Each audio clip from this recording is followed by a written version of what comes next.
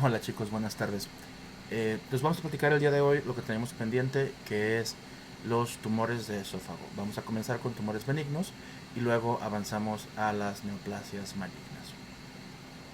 Entonces, dentro de los tumores benignos, los más importantes van a ser los tumores del músculo liso o leiomiomas, y puede haber tumores tipo quísticos que se originan predominantemente por culpa de las células que están en la mucosa, eh, y en menor grado las que se encuentran dentro de la submucosa. Entonces, los leiomiomas, van a ser el 50% de los tumores benignos y se encuentran predominantemente en el tercio inferior del esófago, o sea, todavía en la porción torácica hasta la porción que está intraabdominal. Y pueden ser de dos tipos, pueden ser pediculados o pueden ser sésiles. Esta definición la van a ver muchas veces en la carrera. Pediculado se refiere a que el tumorcito tiene como un tubito que lo conecta a la mucosa, ¿no? Y sésil, en cambio, es cuando se ve nada más como un chipotito dentro de la mucosa. Hay múltiples subestirpes histológicas dentro de los leiomiomas. Son más frecuentes en pacientes jóvenes y, como se podrán imaginar, al tener literalmente una bola en el esófago, la primera sintomatología que van a tener es disfagia y dolor al deglutir, porque cuando el esófago se distiende, lastima.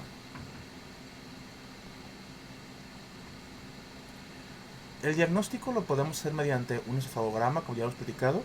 Aquí ustedes pueden ver en esta fotografía cómo el vario baja y le da la vuelta a la neoplasia. La neoplasia es esta que está aquí. O la endoscopía también nos va a permitir ver el tumorcito creciendo dentro del esófago. Pero los leiomiomas obviamente vienen de la capa muscular propia, ya desde esta botan hacia afuera. Creo que había dicho de la mucosa, pero esos son los quistes y los tumores de ese tipo.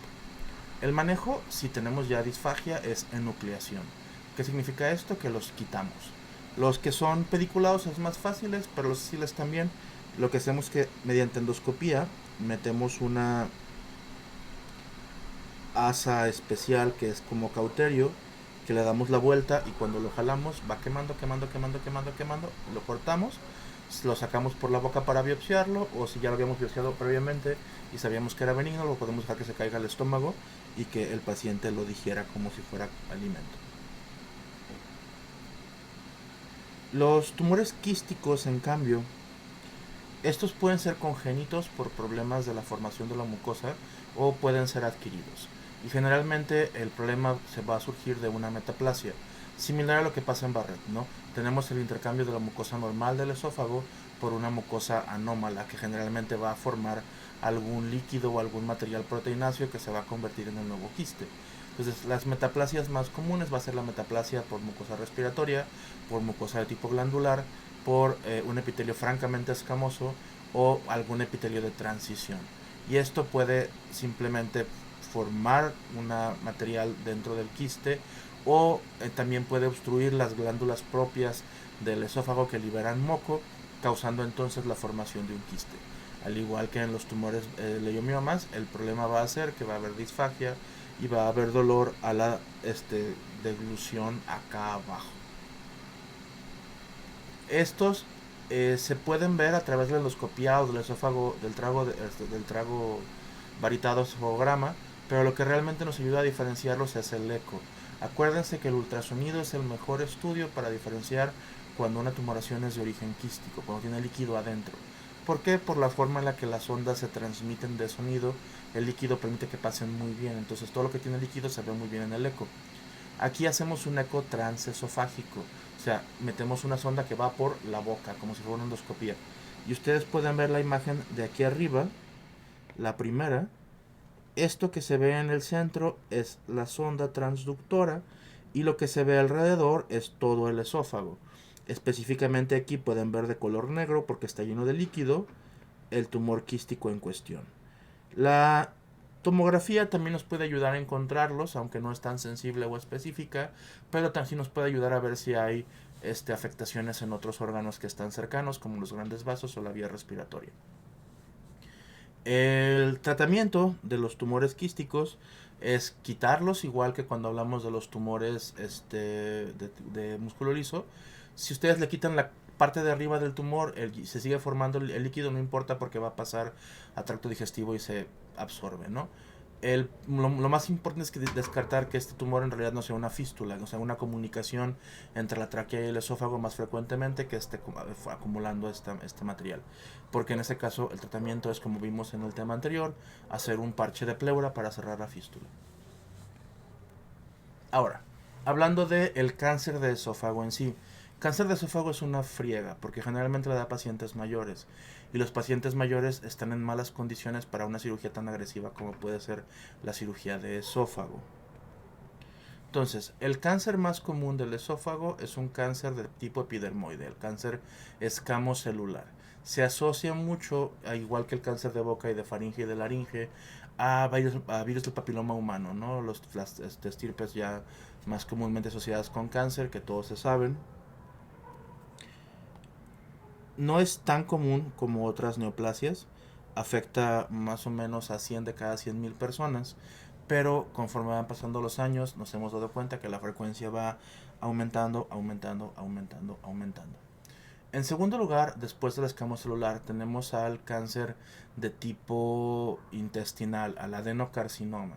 El adenocarcinoma de esófago generalmente es secundario a la presencia de un esófago de Barrett. Y entonces estas células intestinales que se formaron por la metaplasia en el esófago son las que nos van a causar de nueva cuenta la neoplasia. El esófago de Barrett no es una lesión premaligna. Si ustedes tienen Barrett, no significa automáticamente que van a ser cáncer, pero sí es un factor de riesgo muy importante. Generalmente hablamos aquí de cuántos años pacientes se requieren con esófago de Barrett para que salga un paciente con cáncer, y aquí la respuesta es de que por cada 100 años paciente con esófago de Barrett, uno va a tener cáncer. Les explico un poquito, ¿no? Digamos que a un paciente de 45 años le da Barrett a los 45. Entonces el paciente se muere a los 80 de otra cosa. Entonces ya el paciente tuvo 35 años con esófago de Barrett. Entonces cuando y estadísticamente tienes que sumar 100 de estos años para que surja un paciente con cáncer. O sea, para que se una idea, si 3 pacientes de 45 años les da esófago de Barrett, probablemente solamente a uno le dé cáncer. La edad media para la aparición de cáncer de esófago son los 67, 70 años, y es más común en la porción distal del esófago. ¿Qué quiere decir esto? Que después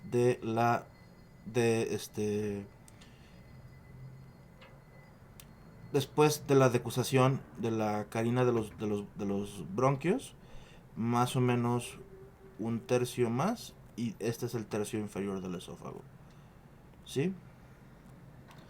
Que es la porción torácica inferior y la porción que está intra abdominal. Porque recordemos que la porción cervical es relativamente pequeña, ¿no? Entonces, obviamente, si agarramos por la referencia del tórax, la zona torácica es la más frecuente, pero el cardias, vamos a tener aquí básicamente todos los adenocarcinomas, ¿no? Entonces, dependiendo cuál es el factor de riesgo, es cuál es el adenocarcinoma que más frecuente, el carcinoma de esófago que más frecuentemente vamos a encontrar. ¿Cuáles son los factores de riesgo? Ya habíamos platicado, para el carcinoma escamoso van a ser los virus del papiloma humano, los serotipos 16 y 18 son los más frecuentes, pero al igual que con el cáncer de garganta, el uso de tabaco y la ingesta crónica de alcohol son importantes factores de riesgo. Hay patologías como la acalasia que aumentan significativamente el riesgo de cáncer en los pacientes. Habéis platicado algo de esto en la clase anterior cuando hablamos de los trastornos de la motilidad y, como les decía, el virus del papiloma humano. Para el adenocarcinoma, el principal factor de riesgo va a ser la presencia de la metaplasia de Barrett en el esófago. Entonces, la clínica de un paciente con cáncer de esófago va a ser obviamente disfagia. Problema del cáncer de esófago es que el esófago se encuentra pegado a la tráquea por atrás y a los grandes vasos por un costado, ¿no? Entonces va a ser un problema porque hace metástasis relativamente fácil. todos los carcinomas epidermoides, incluso el de la piel, invaden por profundidad muy rápido, muy fácil. Entonces, si ya se da el cáncer en el esófago, es muy rápido que invada mediastino, tórax, tráquea, etcétera, ¿no? Entonces, generalmente al momento del diagnóstico ya tenemos problemas asociados al cáncer, como pueden ser problemas respiratorios como la tos, estridor, fístulas traqueoesofágicas, neumonías por aspiración, tos con sangrado o sangrado de tubo digestivo alto y neumonías bacterianas también en menor caso, ¿no? Al momento del diagnóstico del cáncer de esófago, el 40% de los pacientes ya tienen metástasis a distancia y esto lo hace obviamente de un mal pronóstico. El principal sitio de metástasis que va a tener el cáncer de esófago es por metástasis hematológica y el problema es que va a llegar al hígado porque el hígado filtra todo, ¿no? Entonces aquí es común que el paciente debute con problemas como ictericia antes de que tengan una disfagia tan severa por lo rápido que el tumor penetra el tejido, ¿no? Aquí el adenocarcinoma generalmente nos da la disfagia un poquito más rápido que el epidermoide porque el adenocarcinoma invade menos los tejidos alrededor que el carcinoma epidermoide. Cuando hacen las metástasis también se pueden ir a hueso, sobre todo en la columna, causando mucho dolor, ¿de acuerdo? ¿Cómo vamos a hacer el diagnóstico? Pues aquí la ventaja es que tenemos a la mano para hacer una endoscopía. En la endoscopía podemos encontrar las lesiones, podemos biopsiarlas y ya con la biopsia tenemos un diagnóstico confirmado. Sin embargo, tenemos que comenzar a estadificar. No habíamos platicado todavía del TNM, vamos a empezar a hablar del TNM ahorita con esófago, porque el TNM es muy consistente entre todo el tracto digestivo. Entonces, primero tenemos que saber qué tan profundo está el cáncer, ¿no? Cuántas de las 4 capas que tiene el esófago ya afectó o si está afectando algún órgano vecino, la tráquea, los grandes vasos, la pleura, etcétera, ¿no? Entonces, el mejor medidor de profundidad del cáncer de esófago es el ultrasonido transesofágico, como pueden ver en la imagen del lado derecho. Aquí podemos ver dónde está el cáncer, en este caso el cáncer es esto. Si se fijan, aquí ya hay ganglios linfáticos afectados y este tumor ya está agarrando todas las capas del esófago. Está agarrando incluso cerca de llegar a la vena acigos. Entonces este tumor ya agarró, ya es un tumor T3 o T4. La tomografía nos es muy útil para buscar metástasis a nivel de columna o de hígado. Y podemos hacer un gamagrama óseo con glucosa marcada para buscar metástasis, sobre todo en hueso, o también una tomografía por emisión de positrones. Esto nos va a ayudar a estadificar y ver si el paciente es candidato a una cirugía o no. Además de la estadificación convencional con el TNM, con los pacientes de cáncer de esófago tenemos que ver el estado funcional para ver si van a aguantar la cirugía, pero me estoy adelantando un poquito. Vamos a hablar de la estadificación. La estadificación usualmente utilizamos el TNM, que la T significa tumor, la N significa nodos linfáticos y la M significa metástasis. ¿De acuerdo? Entonces tenemos que ver los 3 parámetros para darle al paciente un estadio, que generalmente es del 1 al 4 y a veces hay subtipos, ¿no? Empecemos entonces con la T. La T es lo más sencillo, porque esta T es igual en todo el tracto digestivo, ¿no? Esófago, estómago, duodeno, colon. Entonces, un tumor in situ, o TIS, va a ser cuando el tumor que se está formando, el cáncer, no haya atravesado la lámina basal. Si ya ¿por qué es importante in situ que no haya atravesado la lámina basal? Porque si no ha llegado a la lámina basal, no puede hacer mets linfáticas. Entonces, si ustedes lo quitan, lo curan, ¿sí? Casi nunca los van a encontrar in situ, a menos que hagan endoscopia por otra cosa y lo encuentren ahí creciendo y lo puedan biopsiar y quitar y ya lo curaron al paciente. El T1 es cuando ya el cáncer atravesó la membrana basal.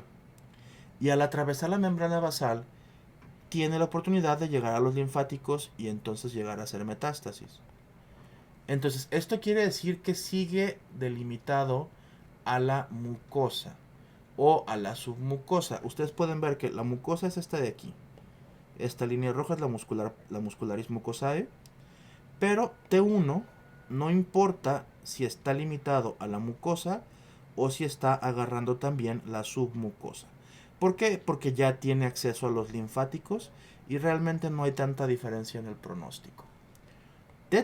Un T2 va a ser cuando el tumor ya está abarcando dentro de la muscular propia.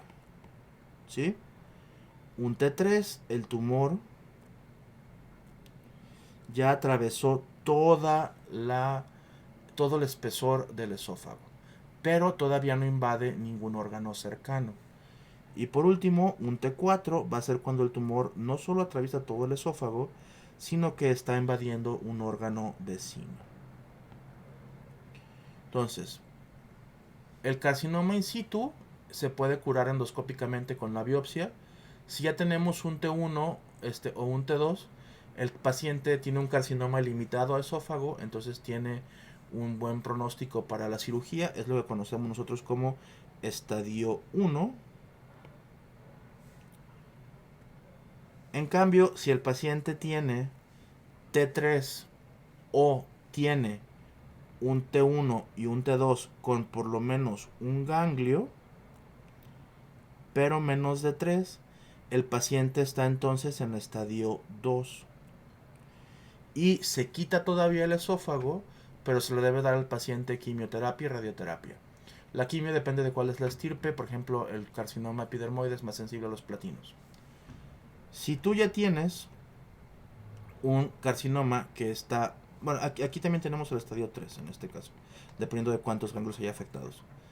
Si tú ya tienes un paciente que está con mets a distancia o que tiene muchos ganglios o que tiene afección a tejidos cercanos, lo vamos a considerar estadio 4 y el tratamiento generalmente es paliativo.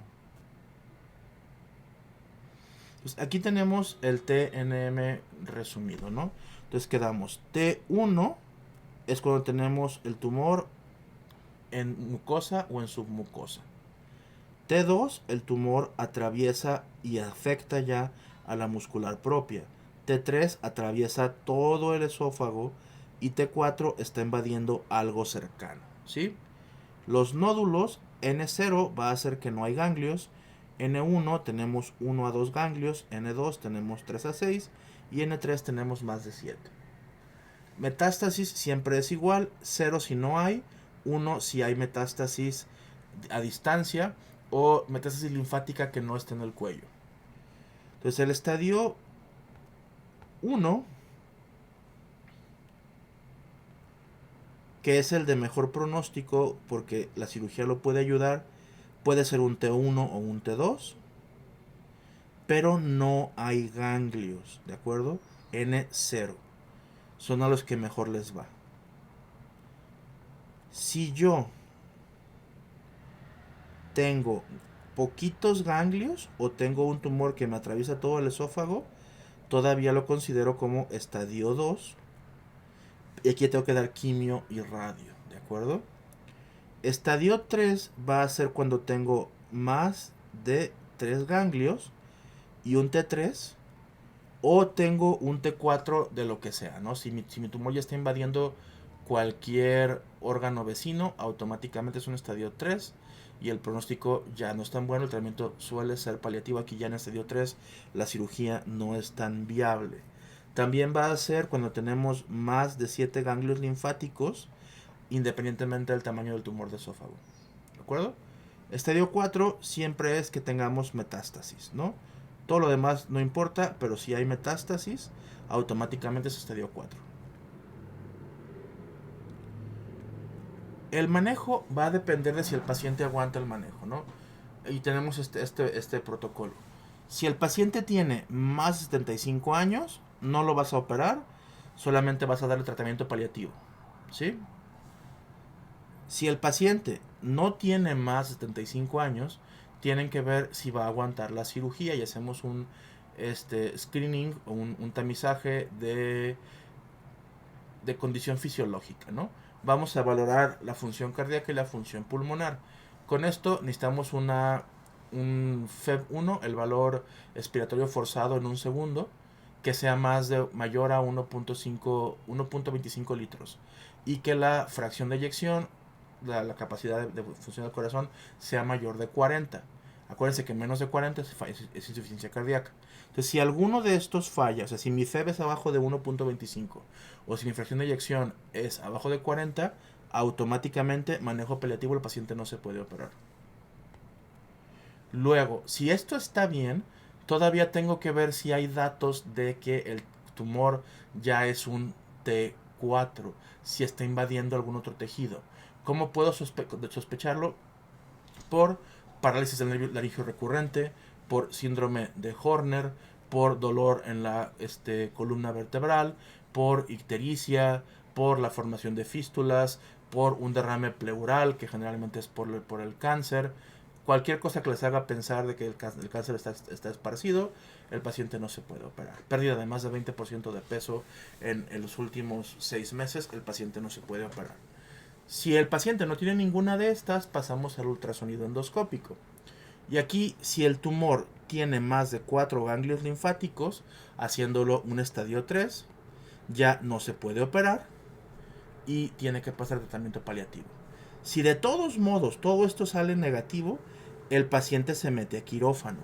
Y en quirófano tenemos que volver a analizar si el paciente se puede operar. Como vemos que no haya efectivamente siembras a distancia, vemos que no haya más de 7 ganglios, más de 4 ganglios. Si todavía encontramos alguna de estas cosas, o siembras en la pleura, siembras en la tráquea, más de 4 ganglios, etc., entonces literalmente cerramos al paciente y no le quitamos el esófago. Solo cuando ninguna de estas se llega, que entonces va a ser un estadio 1 y estadio 2, es cuando podemos hacer una esofagectomía. ¿De acuerdo?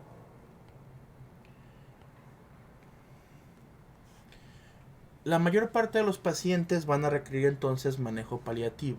El manejo paliativo va a estar enfocado a la disfagia para que puedan comer, a quitar el dolor, a si hay sangrado detenerlo o quitar los síntomas de la anemia y el manejo de la ansiedad. Entonces primero tenemos que ver qué grado de disfagia hay, ¿no? Si solamente requiere un poquito más de agua para comer, no hay bronca, no le dan nada. Cuando ya tenemos disfagia grado 3, que el paciente tiene problema con los blandos, entonces tenemos que dar radioterapia o quimioterapia. La radio es más útil para reducir el tamaño del tumor y que el paciente pueda comer. Si tenemos un grado 4, que el paciente ya no le pasa nada, tenemos que poner una endoprótesis, como vimos cuando hablamos de disfagia en la clase anterior.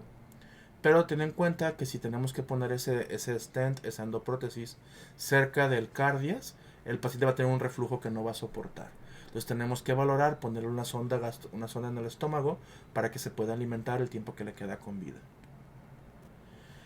Para el dolor tenemos que usar opioides, sobre todo por si tiene ya infiltración en la columna vertebral. Los opioides se dejan con tratamiento con medicina del dolor. Y hay que tener cuidado porque los opioides pueden alentar mucho el intestino y puede causar otro tipo de síntomas también. Para el sangrado, una endoprótesis puede comprimir el tumor para que ya no sangre, o la quimio y la radio pueden hacerlo más chiquito para que ya no sangre, o de plano podemos poner al paciente eritropoyetina si su condición metabólica es más o menos decente, o en caso de que esté muy desgastado por el sangrado, hacer una transfusión. Para la ansiedad, lo manejamos tanto con un psiquiatra como con un tanatólogo o un psicólogo del final de la vida para que pueda procesar el hecho de que pues, no le queda mucho tiempo, que pueda ayudarse a terminar asuntos pendientes. El psiquiatra puede ayudar con ansiolíticos, antidepresivos, y aquí muy importante, no solo al paciente, sino al paciente y a la familia. Entonces, esos pocos pacientes que agarramos en estadio 1 y en estadio 2, que sí podemos operar, el tratamiento es una resección esofágica o esofagectomía en bloque, donde tenemos que quitar el esófago afectado, ¿no? Y generalmente nos vamos a ayudar, porque es muy raro que encuentren a alguien en estadio 1, ¿no? Pero casi siempre a un estadio 1 nos hemos dado cuenta que dar radioterapia preoperatoria mejora la sobrevida en 200%. Pero por sí sola no es suficiente para manejar a los pacientes, ¿no? Generalmente hay que valorar riesgo-beneficio de dar radioterapia. La quimioterapia se va a dar con carboplatino y paclitaxel. Se da preoperatoriamente 4 sesiones. Si no damos quimio antes de la cirugía, tenemos riesgo de nosotros mismos durante la cirugía causar metástasis sistémicas. Entonces no les voy a poner un video de una esofagectomía porque dura muchas horas. Es una cirugía muy delicada, muy complicada. Pero básicamente imagínense que si nosotros le quitamos el esófago al paciente, ¿cómo vamos a volver a conectar, no? Aquí hay dos formas. Hay una en la que se conoce como ascenso gástrico o tubulización del estómago, donde una vez que quitamos el cáncer y el tejido que está cercano para tener bordes limpios, simplemente metemos el estómago al mediastino y el paciente puede comer más o menos. Tiene que comer en cantidades pequeñas, básicamente como si tuviera una manga gástrica, ¿no? Porque si no le puede causar problemas en la respiración. Eh, Otra alternativa que podemos hacer a esto es en ocasiones mover un pedazo de colon y anastomosarlo. O sea, se queda el estómago aquí abajo y agarramos un pedazo del colon transverso y lo cortamos y lo anastomosamos a las carótidas en el lugar del esófago. Esto requiere microcirugía y no siempre se puede hacer en un paciente con cáncer. Entonces aquí depende mucho de la edad del paciente, del pronóstico. La ventaja de esto es que el paciente tiene una función más o menos normal para poder comer, ¿no? También se puede hacer con intestino delgado. Y obviamente le vamos a agregar el riesgo de que pues, le estamos quitando un pedazo de intestino y volviendo a suturar. Entonces tenemos el riesgo de que fugue alguna de las anastomosis. Generalmente el paciente se maneja con nutrición parenteral un tiempo en lo que puedes volver a darle de comer por la vía oral y después se va a casa y sigue su seguimiento. Bien, esto es todo lo que hay que hablar de cánceres de esófago. Entonces les dejo el video, intenten verlo, no necesitan verlo hoy, también lo pueden ver durante el fin de semana, pero acuérdense que esto va a venir en el examen, ¿sale? Entonces que tengan un buen día y nos vemos en clase.